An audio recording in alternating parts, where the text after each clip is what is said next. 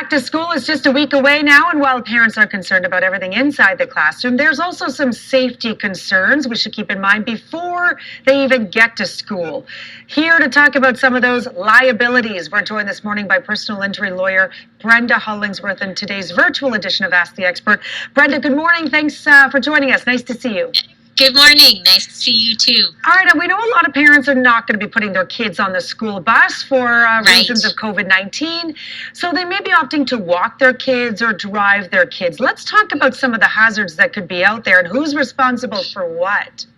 Right. So, we know that buses aren't even starting till mid-September, and around the province, there are driver shortages. So I really think for most school kids this year, yellow school buses are going to be much less common. So knowing how to get to school is going to be really important for these kids, and a lot of them haven't walked before.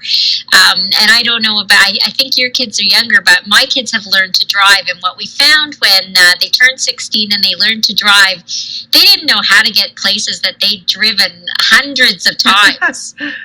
Yeah, like they just had no idea how to get there. So now they have to learn maybe the route for your kids like your age, or if they're old enough to be walking, they're also going to be taking a route where they're walking down maybe paths or sidewalks, crossing streets. Who's responsible for what happens to them if they were to trip and fall on a sidewalk and get hurt? Who's liable for that? Right. So, it really depends what happens. Hopefully nothing happens. Really, the fall is usually a good time for sidewalks and roadways because the spring is difficult because there's potholes and cracks. Usually the fall, there's not too much. But as always, if something happens on a municipal sidewalk, potentially the city could be at fault. So what we're looking for there are deeper potholes, or if you're dealing with a sidewalk that has blocks where there's a change in elevation from one block to another, that's sort of in the 1.5 to 2 inch plus range. Mm-hmm. So that's what we're looking for. And if somebody were to hurt themselves on something like that, you'd want to notify the city. So there's right now, all of the time limits are suspended because of COVID-19, but as of September 14th, they kick back in. So if something happens after September 14th, or if something's happened to you between March and September 14th, you have to give 10 days notice to the city. So you want to make sure you do that. And that's whether you're in Ottawa or any other municipality in Ontario, even a small town. Okay. There's a 10-day notice.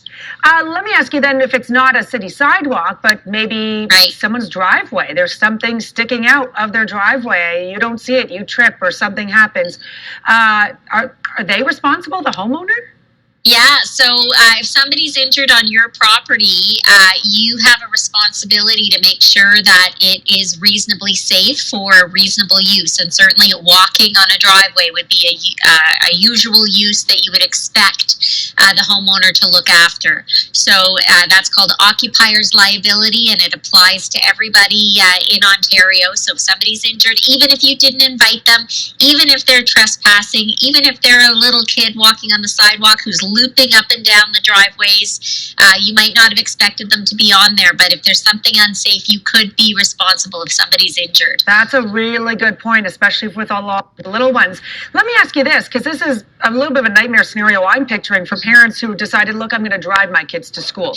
Right. They're not alone, and we know that not even in a pandemic, in some neighborhoods, it can be a little chaotic with the buses coming in, the parents in their vehicles, and now that's probably going to increase. The buses are still coming in, more parents and more vehicles and kids running everywhere and crossing the road. Yeah. And that makes me nervous thinking about it, that's perhaps a danger waiting to happen.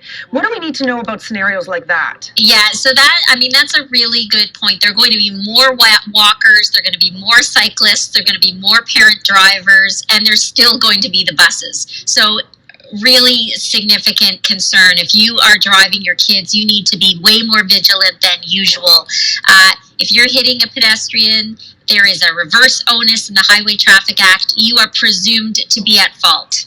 So, the argument, oh, the kid darted out in front of me. If you're in a school zone and it's a time when kids are going to or from school, you're going to be expected to be looking out for children. So you're going to be at fault. Plus, we don't want anybody hurt. Yeah. So one suggestion I've heard that I think is really good is park your car a few blocks away and walk the last few blocks with your kids so that you're not adding to the congestion around the real danger zone of the school. Excellent.